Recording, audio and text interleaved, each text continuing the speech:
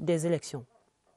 La nécrologie dans le 20h30 et regrets éternels pour une matriarche, Madame Régine Ngonda, épouse Bidjan, sœur aînée du chef de l'État, son Excellence Paul Biya, décédé le 30 octobre dernier, a entamé son ultime voyage ce jeudi à travers la cérémonie pontificale de mise en bière à la morgue de l'hôpital général de Yaoundé, une cérémonie présidée par l'archevêque métropolitain, Monseigneur Jean Barga, et c'était en présence du couple présidentiel Paul et Chantal Biya. Des moments de grande douleur que la famille de la défunte a su affronter avec courage et dignité. Yves-Marc Mozo.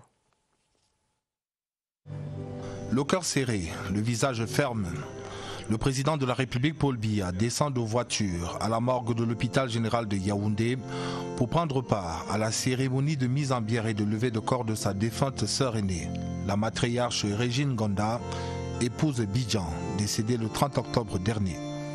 À ses côtés, la première dame Chantal Biya.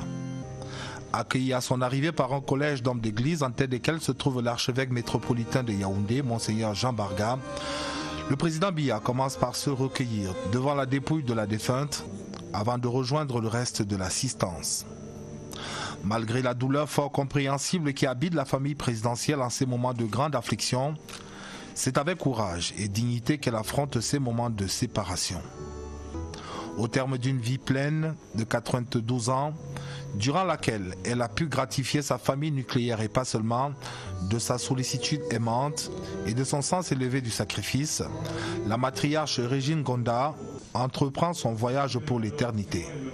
Un voyage qui voit s'ouvrir pour elle une nouvelle étape, une nouvelle porte, la porte de la vie, dans l'au-delà. Maman Régine, qui était à nos yeux vivante, omniprésente, continuellement servante et pleine d'amour pour nous, se retire de notre contact, se retire de nos yeux. Elle achève sa vie portée par un sens élevé de l'amour et de la communion humaine et familiale.